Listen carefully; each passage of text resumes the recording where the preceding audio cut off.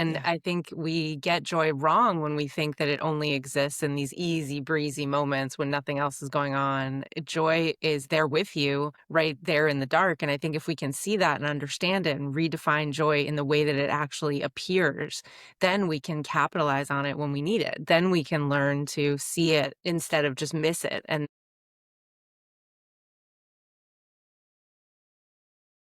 Hello and welcome to Let's Talk Love. Today I'm joined by MC McDonald.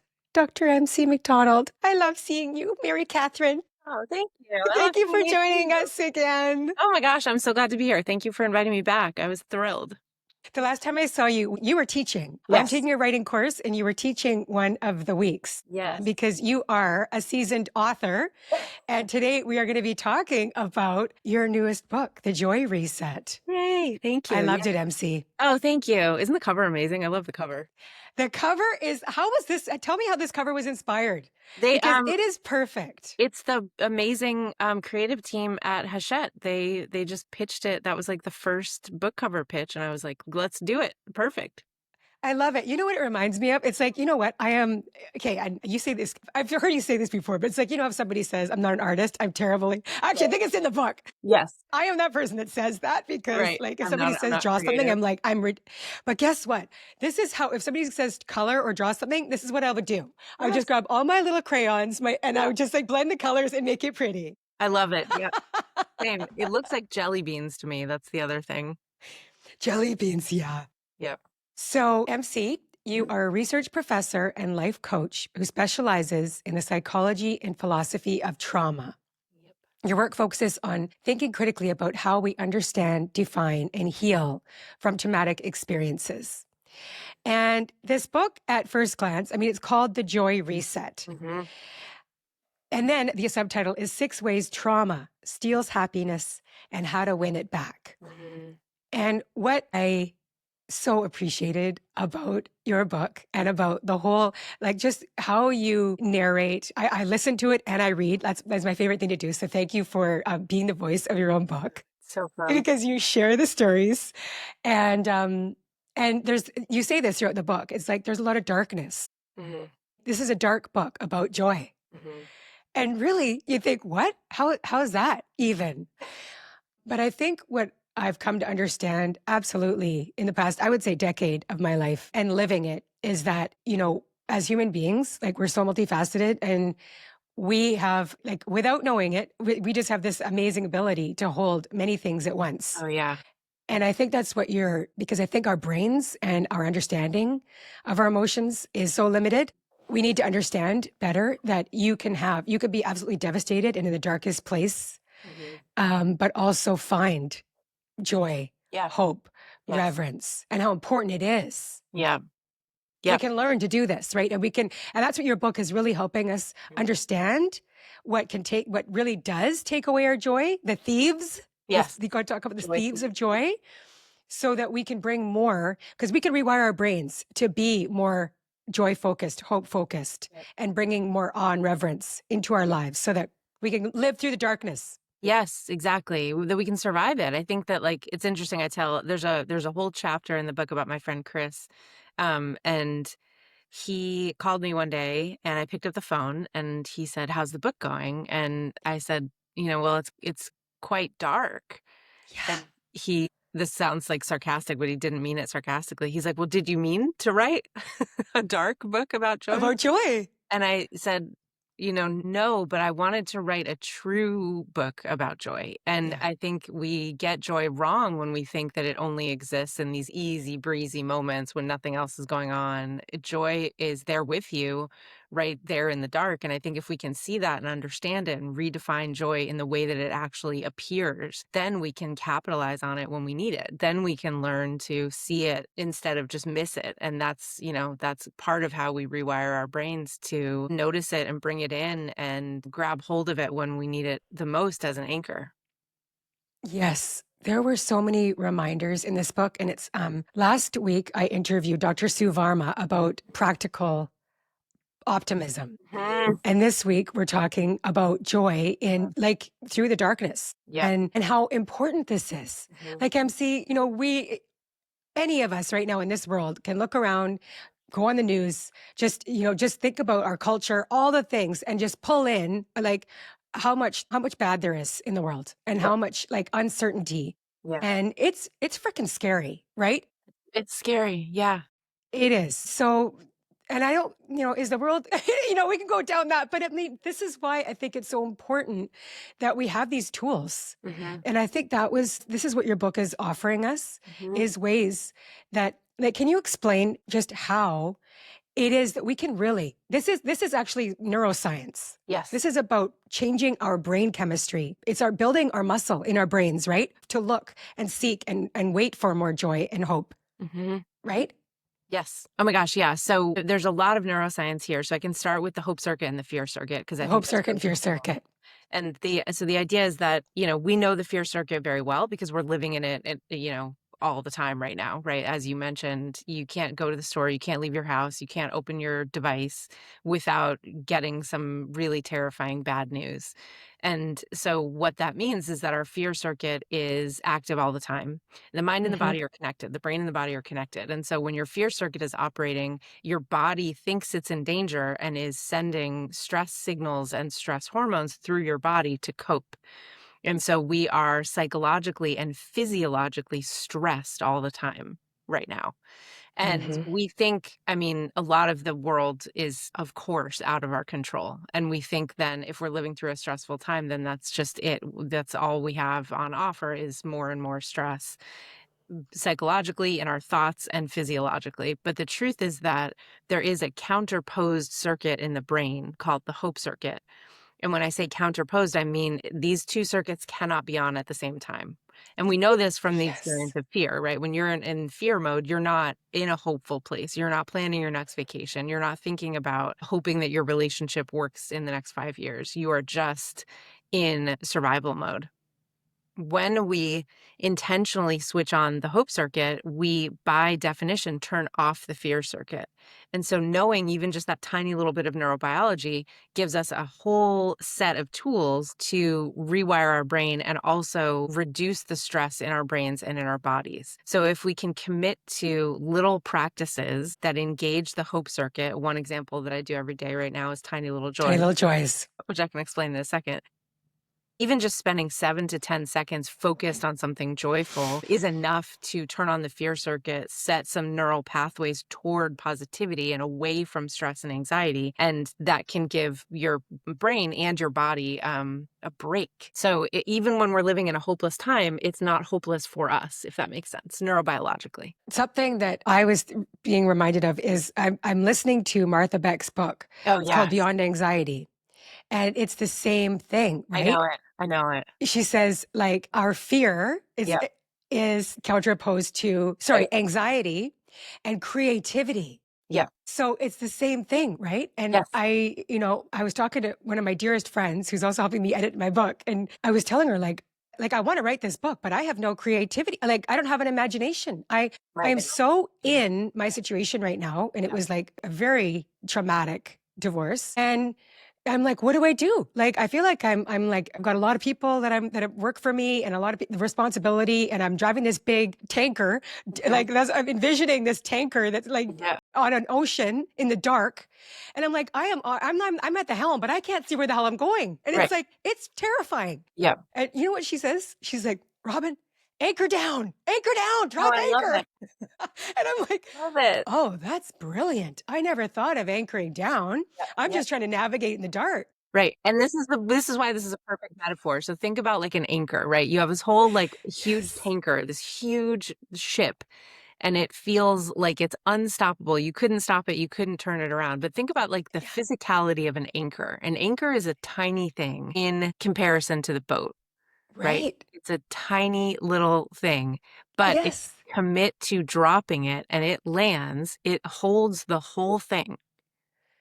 Right. And it's funny because that's actually the metaphor that this book was kind of born on because that said something about that at the very end of Unbroken, which is the book that got published before this one, at Yeah. the very end in the epilogue about how, we get the calculus wrong. We think that we need a huge joy. If you're going through a hugely traumatic divorce, you need a No. huge big joy in order to anchor yourself.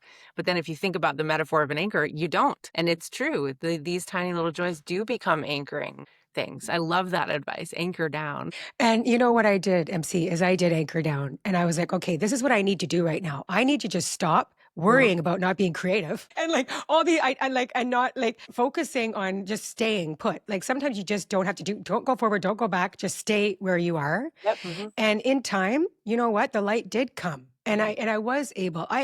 I'm very I would say my navigation is towards joy, is towards finding positivity, is towards it really is. Yeah. Sometimes you're in it. You just have to be in it. Right. And that's, I think, another huge point that I wanted to make sure came out in this book is that sometimes your job actually isn't finding joy. Sometimes your job isn't having hope. Sometimes your job is just holding on. Right. And that's okay. We tell people, like, you can't give up hope. Actually, you can. And Yes. it's an awful moment to be in, but you're not failing if you're giving up hope, and it will find you. Yeah. So, I really liked the idea of you give ways like, I think we also misunderstand what joy is. Mhm. We think it has to be like, falling down on the ground, laughing so hard that you can't, whatever. Like, okay, that is really awesome. Like, Right. I don't know when that happens, but, like, not very much. Right. Like, you think about like I think about like my daughter walking across stage when she graduated, like just so Yeah. full of Yeah. just so much full of joy. But that okay, those are like the big things that you can imagine. Mhm. But what you're helping us see is like joy can come in other ways. Can we talk about that, MC? Like contentment, for instance, Oh my right? gosh. Yeah. I think there's a section in the book where I talk about how like joy isn't always dressed up in, a gown and sparkles. Sometimes joy is Mm, dressed up in sweatpants. Sometimes joy is snuggling on the couch on a Friday night and watching a movie. Sometimes joy is getting in your car after being in a cold restaurant and it's nice and warm. Like, sometimes it's a right. message from a friend or a meme or a puppy that you saw on Instagram or the way the light is filtering in. And this, it's interesting because I've been doing so Tiny Little Joys is a practice that I started in 2020 in the absolute midst of my own personal darkness and also darkness in the world, obviously. Basically, the trick is just that you notice something that gives you joy. You search something. It could be your immediate environment. It could be the last couple of hours. It could be the last week. What is something that gave you just a tiny blast of joy? And I committed this year to doing it every single day on social media. So I'm doing it on TikTok and Instagram. And this has been a really, really weird, hard year. I've had a lot of like unexpected, strange, difficult things happen, but I Mhm, committed to doing this every single day on mhm. social media. So I have to do it every single day. And I'm getting a firsthand account. I already knew this, but I didn't know it as deeply that like this is incredibly grounding. It is incredibly grounding to stop for 10 seconds and just notice something that gives you joy, even if you're having a terrible, awful day, because Yes. it doesn't negate the stuff that's happening. It's not meant to. Joy doesn't cancel out pain or sadness or problems. But the fact that it sits next to it is profound. And I don't think that's something we notice. Yes, and you say this is beyond what has become like gratitude practice, Yeah. right? Oh, yeah. Okay, in the morning, you're gonna wake up and write your 5 things you're grateful for, Right. and right before bed, you're gonna write your grateful list. Yeah. How is the tiny little joys practice different than what I think has been over people aren't like, you could write your list, but then are you really seeing the joy amongst the pain that you're in or right? Right. Throughout your Yeah. day? There's a couple differences. So it sounds like a really similar exercise, I think. I personally have never loved gratitude list. It always felt like another thing on my to-do list. And I Mm, don't know if that's just the way that it got sort of packaged and took off in the world. Gratitude is kind of a heavy word, right? Like there's a moral aspect to what I'm yeah. grateful for that makes it, I think, a little bit more complicated as an emotion. And I think a lot of times when we sit down and we make a gratitude list, there's like the list we're making, and then there's a silent statement in the list. And the list is like, I'm grateful for my house. I'm grateful for my friends. I'm grateful for the food that I ate today. I'm grateful for this wonderful conversation I had with Robin. And the hidden message is, should feel good about these things. I should be grateful for these things. Right. It's like, look at how good I have it, Yeah. like, And right? joy is a little more simple. Joy is Mm. like, I don't have to justify it. I don't have to explain it. And it can be weird. It's not about how I'm trying to get myself to feel. It's how I'm feeling right now without trying. And so, Yes. Oh, I like, love that. Okay, MC, you give this example, and I can relate to this. Okay, you talk about when you're at your dad's funeral, yes. and one of the thieves of joy is guilt. Yeah. And of course, beyond that, it's shame. But I think a lot of us can relate to this. It's Oh my God. like we've lost somebody we love so profoundly and so deeply, Mm. and you're feeling guilty for laughing or just feeling any sort of happiness. Yep. I love the story you tell. You're like sitting in the front pew at the church, St. Mary's, and the nativity scene. It was like right and end of Christmas, after Christmas, and it's like this. They had installed the fake camel, Yeah. like the lifestyle, and it's like a part of Jesus' story, and it was so freaking hilarious and ridiculous. Like, Yeah. how could you not laugh, right? Right. Because you're like, I'm sitting in front of a camel, a Right. fake camel, and it's my dad's funeral. It's like it's Right. hilarious. Like and everybody's gonna find that funny. But you're Yes. thinking, I can't laugh right now. Right. This is totally inappropriate, and I'm not allowed to feel joy on one of the saddest days of my life. Right. And what we miss when we go to that guilt is the mercy of that. Yeah, can you talk about that? Like, just how mercy, like what, like, Yeah, yeah, I mean, I think, for a little background, my dad, for some reason, thought that so he died in 2005, so we have to kinda go back in time technologically and also in terms of, like, yes, oh, totally, he thought that, like, animatronic animals and, like, making animals, like, cartoon animals talk on TV was, like, the funniest thing in the world. He just thought that was absolutely yeah, hilarious. And so, he died really suddenly. He didn't have a long illness, and he died on Christmas Day. So we're just really packing this thing in oh, with tragedy, wow, right? yeah, And so it's December 28th, and we're at, my childhood church, and I'm walking down the aisle, and I'm 24, and I'm like, "Well, I guess my father's not gonna walk me down the aisle because I'm walking hmm, him down," right? And my that's so legs are sad. shaking. I know, right? And it was just, like, so much sadness. You're almost drowning in it. Hmm. And I couldn't look up because I could barely even stand, and so I was looking at the ground and just taking one step after the other until we got to the front of the church, and then I am face to face with a giant plastic camel that's painted, so it's, like, got lipstick on, basically. Yeah, Which my father would have thought was the funniest thing in the world. Like, he would have had yeah, to leave church if we were just going for, like, a Sunday mass, you know? Um, so there's, like, a lot of, serendipity in that, and totally, it's this awful moment, and that laughter, that moment of absurdity was such a break, and it was like you're laughing in this moment of really unspeakable awfulness, and in comes joy, and yeah, just, like, jabs you in the ribs, like, "Here, look at this ridiculous thing." And so there's mercy. That was a break. That was like mm, taking a deep breath, and all that tragedy, finally we have laughter. Still there is funny things. And in a way, like, my dad is still here, right? Like, all of these things. But if I turn immediately to guilt, which I did, right? Because that, you're kind of on display, you're in the church, you're supposed to, there's decorum, you're supposed to act in a certain way. Um, if I turn to that judgment and guilt, the joy just gets swept right out from under me, and I'm back to the darkness. What harm would it have been to laugh for 10 more seconds, yeah, and not feel the guilt, but just kind of go back gently to the sadness of the day? yeah. Both my dad and my twin passed away very suddenly within 2 years of each other. And at both of their funerals, it was like there was a lot of laughter. Right. Like, and they were both very funny, Mhm, very light, like just bright lights in mhm, this world. And mhm. so it's not surprising that everybody, was telling stories, Yeah, and all of that was bringing so much laughter and joy. And right. I just thought, Mhm. thank goodness, Yeah.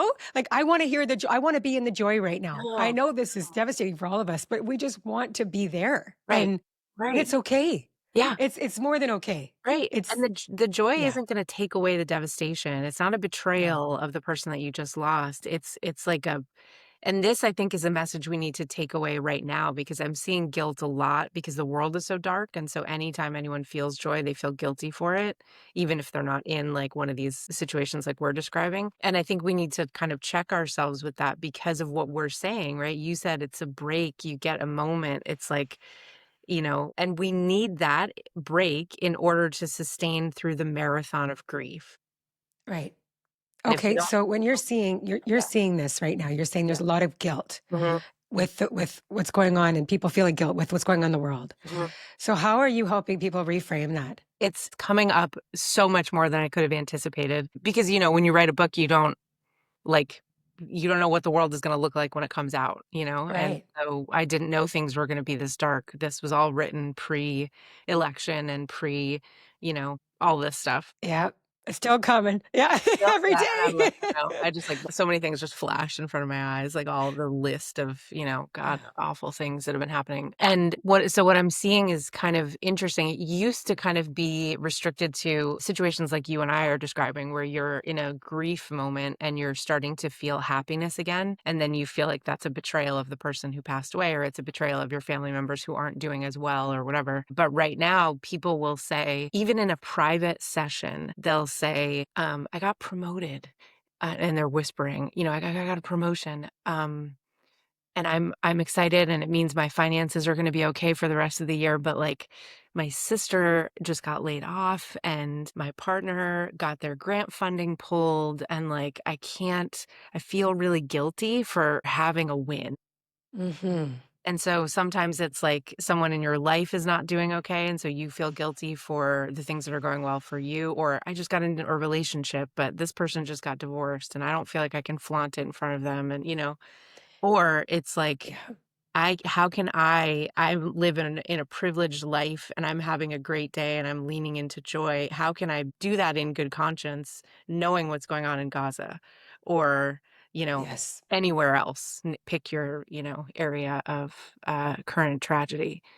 And I understand that. I think that guilt is an important messenger in many ways, but sometimes it's like sending the message at the wrong time. And I think what I'm trying Mm. to remind people is that every moment that you spend in joy, you are contributing to the collective calm because we're not just individual nervous systems. We are also a collective nervous system. And so when you are regulating yourself, by definition, you're contributing to the collective regulation. When you're dysregulated, you're contributing to dysregulation. And so Wow. it's a tool, it's a rebellious tool, and we need it in order to sustain through this difficult time. It's not something we should or need to feel guilty about. Wow.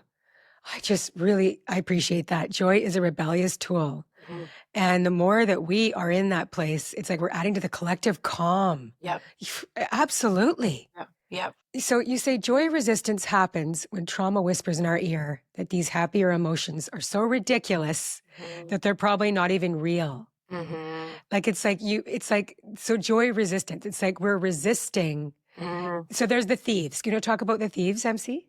Yes, so, the Thieves of Joy, so, I gave a workshop yesterday, and the first, like, 20 minutes, I'm like, "Look at what joy does to the nervous system, and look at what it does to the Mm. body, and look at how it can heal communities and all this stuff." And then I kind of stopped, and I was like, I feel like I'm giving, like, it's like the, infomercial for joy, Yeah. and all this can be joy. I would be good at that. Yes. Yeah. We should go on I like talking HGTV. about joy, Yeah. but there are thieves. Yeah. Yes, and so then the next question is like, okay, if joy is so great, why aren't we all just leaning into it all the time? And it's Mm. because we have these joy thieves. And the joy thieves are well-honed adaptations that come Mhm. from trauma and are trying to protect us from pain. So hypervigilance is one of the joy thieves. And the idea is that you've learned through experience that you have to be prepared for any outcome at any moment. And so the only way to be in the world is to be hypervigilant 24/7. And joy is gonna come in and tap on your shoulder, and the hypervigilance is gonna be like, "No, no, no. We don't have time for this right now. We don't have space for this. We don't have the luxury of leaning into humor. We are on watch." And so the trick with joy, and I think the reason that it turned out being sort of a dark book about joy, is that we have to get to know the thieves. We need to understand when and why they show up, which again is usually in response to trauma. And then we have to figure out how to outsmart them. So one of the other joy thieves is emotional numbing, Yeah. which, we all do it in some one I mean, Yeah. right? Yeah. Whether it's like laying like you're just like, I'm not doing this. I don't want to think about it. I'm just gonna like chill with Netflix for 5 hours. Right. Yeah. Like, that's not just, no, I'm Or talking 5 about months. Netflix and numb, Yeah. right?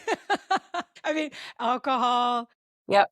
ice cream, the whole thing. Oh my god, yep. There's a lot that we Yep. could do to emotionally numb. But one of the, yes, one of the lessons here is like sometimes, I love this how John Kim is just like sometimes you just need to numb. Like, Oh, and yeah. it's you don't stay in the numbing. But Right. that's the thing. It's like give yourself some grace. You could be in the numbing for a bit, but like Right. it's when you are prolonging the numbing, and Yeah. that's when it's like, Well, right? and we do it by accident, right? We make our lives too small by accident. Think about like this is Hmm. how emotional numbing comes up, and it makes so much sense. And it's important to understand that it is an adaptation, and the adaptation is actually genius. It's just that we, as you say, we don't want to live there. When you have your first love and your first breakup, what is the first thing that you think right after the breakup? I don't know. Like, you want to talk to the person? True, I want them back, right? But when you're like to the point where you like really are just like, oh, this is over, you go to yourself, I am never gonna do this again.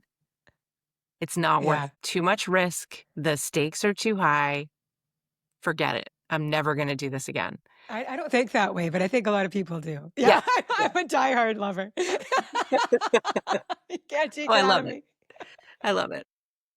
And so maybe not you, but most people will go to this place, Yeah. or maybe you do it with other things where you get some exposure to something that feels so bad that you're Mm. like, I'm going to opt out. And Yeah. we think that we're more sophisticated than we are because we think like, okay, well, I'm just going to numb this feeling and I'll just go ahead and feel all the rest of the ones that I want to feel. And the truth is that we're not actually Yeah. good at that kind of compartmentalization, even though we wish we were. And so you end up numbing whatever you need to numb, but then you also end up numbing all the other stuff. And Yeah. so if we go away from like the love breakup example, if you're dealing with a ton of anxiety, but you need to function, you have only one choice, which is to figure out how to numb the anxiety. And you might do that by overworking and pushing your emotions down, by drinking, by indulging, by making your life outside of work really tiny and full of just things that help you disconnect. All of those things are necessary and helpful in survival mode. The problem is when they become your lifestyle, they start stealing other things away from you.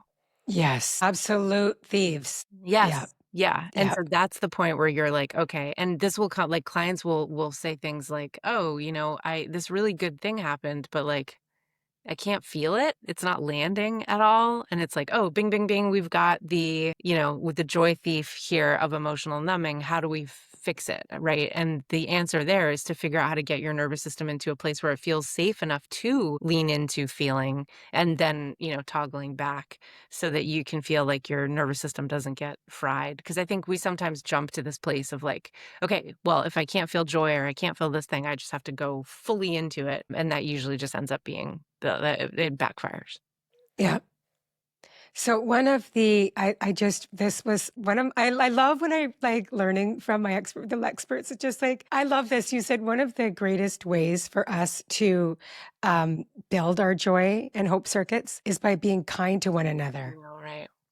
Well, it makes sense, I know. but like I love the stories and the examples, right? Like Mhm. you talk about your first love in the book. Thank you for sharing Thank you. Yeah. about Jeremy and how he was in the hospital, Mhm. for because he was terminally ill, Yep. right? Yep. Yep.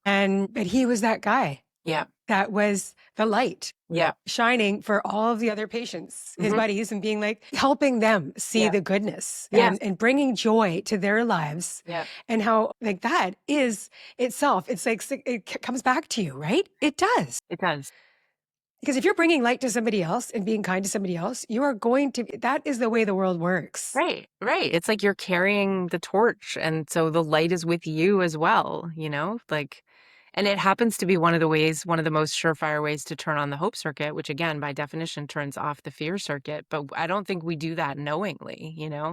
But if you think about it, Jeremy he was incredible at the time, of course. But then when I look back as an adult, he was a teenager and he was dying. Right. And he was in the hospital Hmm. instead of at home and living his normal life like all the rest of us. And what he chose to do with his time was devote it to the other kids in the youth ward and the young adult hall, and making sure that like everyone else was doing okay. And he was like a little therapist to everybody. And it was just endlessly kind. And I again, like I admired that, of course, at the time. But now looking back, that doesn't square with a lot of the things we think about teenage boys, and Yeah. it's amazing. Yeah, it was And fun to so revisit that time. as an example, like, so that is one way though, a very concrete way that we can Yes. turn off the fear and turn on the hope circuit is by being kind to one another, Yeah. And that's right? man, do we need that now, right? Like, I think I've been floored by this in the last couple of weeks, and I'm not sure if it's getting worse or I'm noticing it more or whatever, but everyone is on the edge of rage all the time, On the edge of rage. right? And so, like, you I think don't know. If you're seeing this, I mean, yeah, I want to hear more about that. I just think, like, and maybe it's here more, of course, maybe it's here more, but, you go to the grocery store. I was at the grocery store the other day and there's a line, right? And it was like, Yeah. after work, it was like 5:30. There's a line. Everyone's coming home and stopping by the grocery store. Um, but every single person's jaw was clenched. And this woman came around the corner. She hadn't yet seen the line, and she just started yelling as soon as she saw the line about how I can't catch a break. And she was using much more colorful language. And this will happen in the car, right? Like you'll try to be merging and someone will honk at you and give you the finger. And people are just right at the edge of rage all the time. And I understand that. I think we are in an extreme moment in history, and we're scared, and fear is right next to rage. We feel out of control. But what would happen if we all just for 48 hours pushed against that tendency and instead tried to do something nice? Could we let that woman in line ahead of us? Could we let the person go without honking and giving them the finger, understanding Yeah. that people do sometimes need to merge? What would the world look like and what would we feel like? What would our nervous systems do in response? Right. It's like when we demonstrate the kindness that we want to receive, just like you said, it's adding to the collective, Yes. giving everybody like we're like adding to the collective calm, which is Yeah, what we need more of. totally. Yeah. But maybe that's just here because you're in Canada, right? Is it not? Well, Is the it whole not? country's not calm, but I think I'm not coming up against rage every day. Okay. Yeah, but yeah. So okay, I wanted to talk also about reverence and awe. Yes. Oh my goodness, that was a beautiful, like just beautiful part of the book as well. Oh, thank you. Reverence can get us out of the ruminating of negative thoughts and hypervigilance. Mm. Yep. So you give this example of Frank, who is, I mean, he was an inmate for gang related crimes, Mhm. right? Yep. And that in itself, like the people that you have worked with, the people that you help, and see, Mhm. like, you get example of Lena, she's in the psych ward. You've got Frank. You actually done a lot of work with people that have been incarcerated, Mhm. which is I don't think that's not usual. I don't talk to a lot of psychologists and therapists that are working with inmates. Mhm. So tell us about that story around Frank and Yeah. how you helped him be more in a place of like looking for reverence and awe and how Yeah. that was really helping him. Yeah, I think that they helped me. So I spent 2 years working pretty much primarily with previously incarcerated gang members, and we were working in a nonprofit that was helping them post-incarceration with their reintegration process. And so we were working with social services institutions that were helping them find and keep employment, and we were coaching them through that first year of post-incarceration employment. And so, man, that was the most life-changing, meaningful work. It's almost ridiculous to think Wow. what I learned from that time. And I think I tried to make the chapter like that, right? So I was Frank's coach, but he was teaching me, And so basically, one of the things that we don't think about enough. There's like a very fine balance in our brains and neurobiology between what's set up and what we can change. Mm. So when you live in an environment where you're in danger all the time, you get a set of networks firing in your brain that are telling you that the world is dangerous and you have to be on guard. And so if you think about the life of a gang member, right? Nobody chooses a gang. You join gang because you need You protection. have to You or have need to. to. And so or you're forced to. And so you're setting someone up from the age of like sometimes 7 for this understanding of the world that everyone is, coming to get you and you are in danger all the time. So your whole brain circuitry is set up that way. And then you go through these life experiences and you want to live differently. And so I was seeing these guys that were coming out of incarceration. They were wanting to live differently, of course, right? Mm. And they've had sometimes decades of time to think about how, but then they get out in the real world and those default settings kick into gear. And, that comes through in really problematic ways because you'll be interfacing with people at work and you're operating as if they're coming to get you and they're not. And then so how are you going to behave out of that? And then what is that going to do for you? Not a lot. So so that's sort of the scary part. The hopeful part is that our brains are very, very malleable, far more malleable than we thought. And there are very simple things that you can do that shake up that default setting, like program that's running in your brain, and helps you reset and join the world again, essentially. And reverence is one of the things, and awe, these are things that have the power to reset your brain. And so there's Mhm. lots of research on this in different areas. This is the reason why psychedelic medicine works for folks who are dealing with like treatment resistant depression or PTSD. It's because the theory is that the psychedelic experience is so full of awe that it's like hitting a huge reset button on your brain. Now, because of the way the world works and because of people's individual preferences and things like that, we can't all just take psychedelics. So, what do you do, right? And the exciting thing is that awe and reverence are available to you all the time. That whole entire 2-year period where I was working with previously incarcerated folks was completely full of awe and reverence for me. And so I could feel myself resetting, when I was working with them and hearing their stories and just being around them. And so I just mirrored that back to Frank in the book. And we did a study on awe. How can you drench yourself in awe and reverence so that you can reset your default settings, essentially, and then kind of live in the world in a different way? Does that make sense? I feel like I'm not making sense. And he took it quite literally, Yeah. right? Mhm. So what you're saying is when we deliberately, like when we are seeking to experience, to see the world in it through a lens of awe and wonder and Yeah. reverence, it is literally physically rewiring our brain. Yes. And like I just think that's incredible. I know. I Like know. I live in the most beautiful place in the world. I say it all the time. I really mean it. Like I look out at the ocean every Yeah. day Yeah. and every morning and throughout the day, doing dishes, whatever I'm doing, I'm looking at the ocean Mhm. and I'm full of awe and reverence for Yeah. where I live Yes. because it just, I'm living it. I Yep. feel it. So maybe I'm getting a daily reset many, many times a day. Oh, I think definitely. Yeah, and so with the example of Frank, you were like, "Okay, let's do this." And I remember, like, well, in the book, you said like, you walked across the street, you guys walked to the beach, and you Yeah. like watched the sunset. Yeah. Right there, it's like Yep.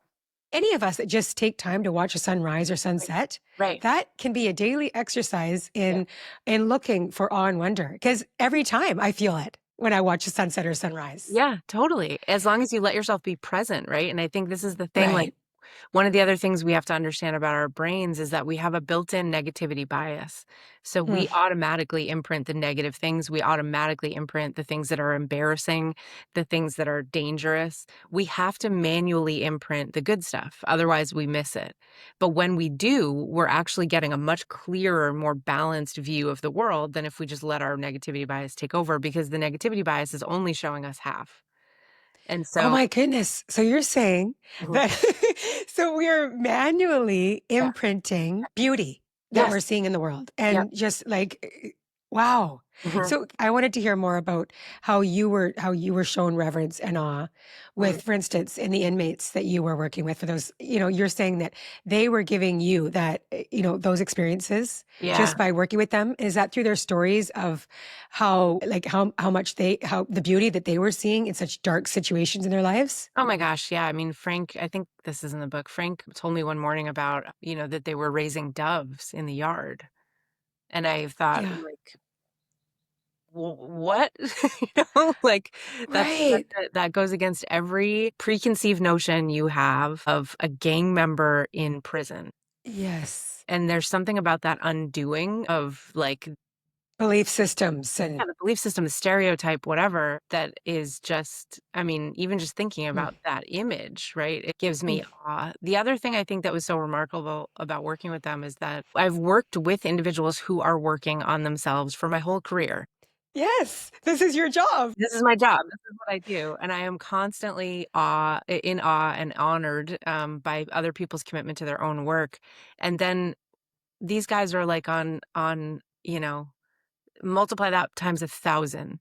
They are brave and fearless and totally self-aware, open about things that they've done that they're ashamed of or feel guilty about, and things they wanna work on, and how they could show up better for their kids and their partners, and, like, it was, And a there's huge commitment to their a yeah, huge commitment to change. and a kind of presence that I had never seen in people before, but yeah, commitment to change, commitment to sobriety, commitment to, not letting the darker powers win, and Yeah. just like an openness to other people. Because I think when you're working that hard on yourself and you're being so truthful and honest, you're also by nature just open to other people's everything, and you're Mhm. there for them and you're present and you see what people need. It was amazing. It was amazing work. So yeah, their individual stories, the tragedies that brought them into gang life, the tragedies that brought them out of gang life, their experiences in incarceration, the lack of humanity that we show our citizens and how they rise above it. All of that was inspiring. It Every is awe-inspiring. yeah. What, your book and your work, like, you're getting to see just how human beings, like, when we are in this space of, like, wanting to and wanting to be more aware and wanting to change, Mhm. wanting to grow and heal and, like, we are very capable, Yeah. right? Oh And yeah. that's the other like, I think it's just this complete false belief that people can't change. Oh my What gosh. a what a load of shit. Yeah. It's Thank you just for saying not it that way. Yes. true. What a load of shit. No, really, like, I know I've changed. We're always changing. Mhm. Hopefully, it's for the better. That's the whole goal here, right? Right. But Yeah. there's just so many ways, and I think that's, like, just the tools that you're giving people to like, we can rewire our brains, and I just love this idea about imprinting. Yes. And so it's like if we can do this over and over and over and make it such a conscious practice, it's like our brains are changing. How Yes. we're looking at the world is changing. And the way you experience the world is changing. So to give you a silly example, so I got mono earlier this year, which I didn't realize you could get as an adult. Wow. Who were you kissing, MC? Back And in the day, it was a kissing disease. I I know. know, It's I like such know. false science. I know.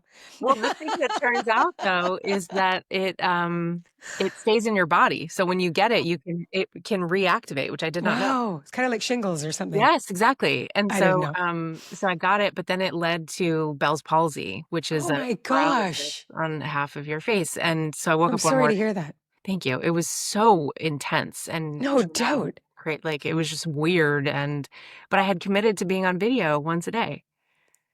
And so I was like, "Oh my god, this How is." am I going to find the tiny little joy in this? Exactly, exactly, and, like, that was painful.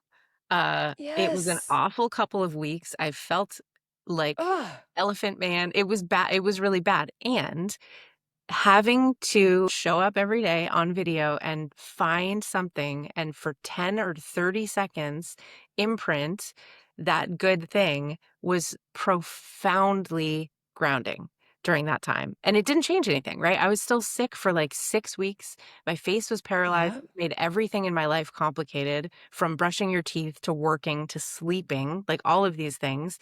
And the tiny little joys didn't change that or take anything away, but it grounded me and helped me see that those bad things were not the only things. We get tricked into thinking and believing that the bad stuff is all there is, and it's just not true. It's absolutely not true. And like we talked about in the beginning, when the darkness, like when the sadness, when the grief, when tragedy hits, Yep. because it's going to over Yep. and over again in our lives, Yep. and when you're into darkness, like, you can't, you're okay, you're in it. Mhm. It's like, that's going to happen. Mhm. So if we could fill, it's like, I think about like when the Gottmans say, like, fill the bank, Yes. like of all the Yes. positivity, all the Right. goodness, Yes, because exactly. that way, when the shit hits the fan, which is Yep. going to, Yep. it's like we can pull from, hopefully we can pull from Yep. that, right? or we know how to get out of it. How we can, oh, like we could find the sliver of light in the door Yes, when it's time, exactly. Yep. right? Yep. Is that how it works? That's exactly it. And I love the image of the light under the door. I love that. That's exactly it. Yeah.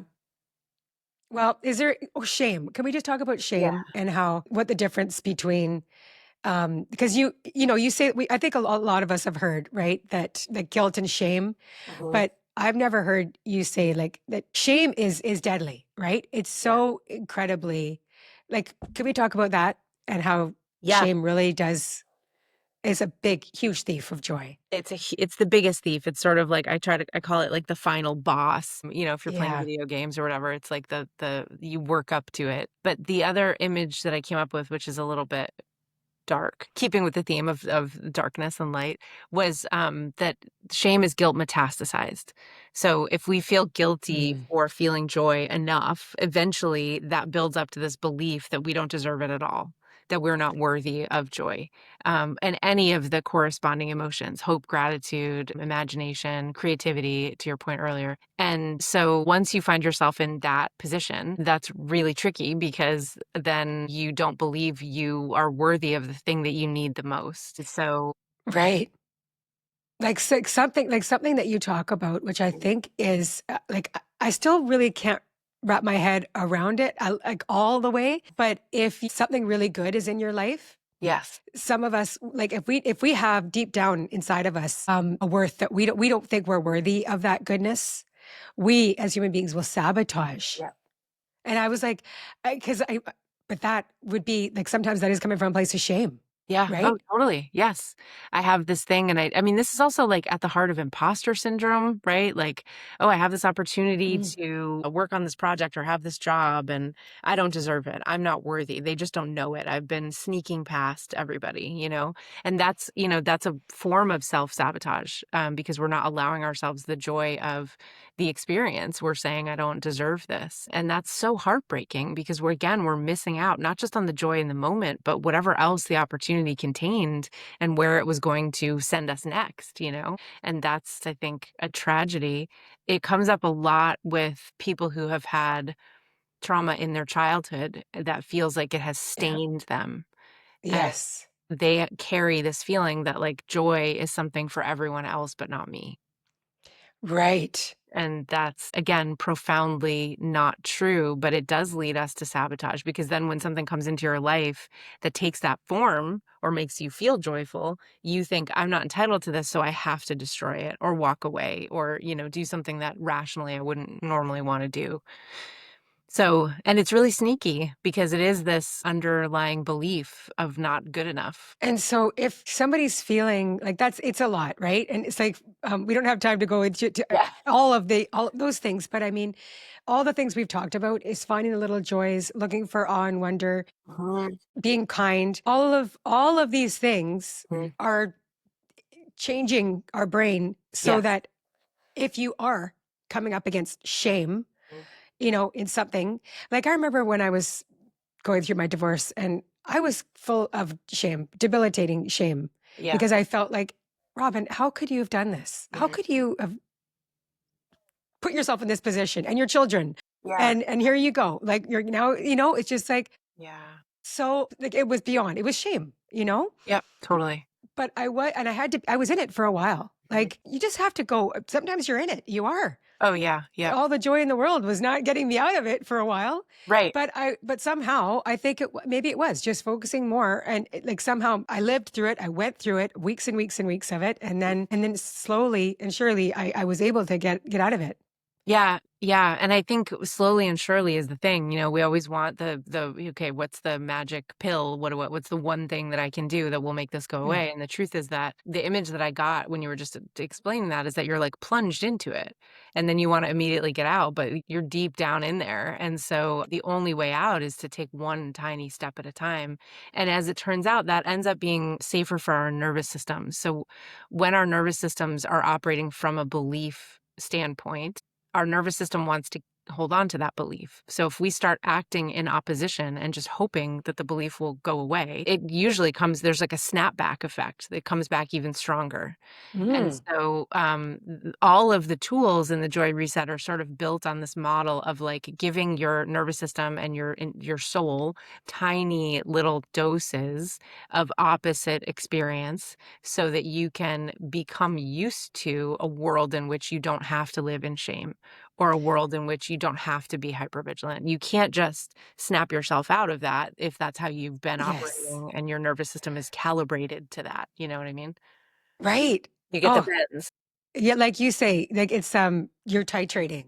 Yes, exactly. Yeah, Right. all of the exercises that you give in your book are Yes. titrating us, like, step by Yep. step, like, drop by drop, ounce by ounce. Yep. That's the way we change. It It is. does not we do not change overnight, and It that's like, is. it's kind of funny on Instagram, it's just like you're looking at everybody shiny, everything's just like, how did the business go from here to there? Well, actually, it's been 15 years in the making. Exactly. Okay. Or Yeah. like, like we Yeah. just don't we're not that's not the way we're wired. We're not wired to change overnight. But I Right. just love the fact that, if we've got these daily practices, the tiny little joys, all of it does add up. Yes, it And does. you're going to see change, and it's positive change. So, Absolutely. 100%. Yes. oh, and see, thank you so much for everything Oh this my week, gosh, and of thank you for course. your time. It's so lovely talking to you. It's always so lovely talking to you. This has been a joy. I was looking forward to this Oh, joy. thank you. I Yay. knew it Me was going too. to be. Thank I'm you. going to end our conversation with a blessing Yeah. based on everything that I've been learning from you all week. Mm. May we seek out joy. And you talk about waiting for joy. It'll show up. Sometimes you don't have to do a darn thing. You just wait for it. Yep. And remember that joy and hope are our birthright. Joy, light, and hope are always possible, even in the darkest times in our lives. May we practice reverence, recognizing the tiny little joys that exist within this awe-inspiring world. And may we consciously choose to access our ability to experience joy and hope, knowing they will help us heal. Remembering one of the best ways to build our hope circuit is to be kind to one another. And that, I think, is one of the most important responsibilities that we have, Mhm. is to be kind to ourselves and kind to one another. Yep. 1000%. So, kindness, kindness. Yep. Go Thank do you, it. MC McDonald. Thank you. Thank you so much for having me. It's such a joy to be here. Thank you so much for being here with us. Let's Talk Love is brought to you by Real Love Ready and hosted by Robin Ducharme. If you'd like to keep learning with us, visit realloveready.com for more resources and tools to boost your relational skills and get better at love. If this podcast has resonated with you, it would mean the world to us if you could take just 30 seconds to do these 3 things. Follow or subscribe. Never miss an episode by hitting the follow or subscribe button wherever you listen to your podcasts, whether it's Apple Podcasts, Spotify, or your favorite app. This makes sure new episodes show up automatically for you, and it helps us get more visibility so more people can find our show. Leave a rating and review. Your feedback means everything to us. By leaving a 5-star rating and a thoughtful review, you're not only showing your support, but also helping others discover the podcast. Share an episode that really spoke to you with someone in your life, whether it's a friend, partner, or family member.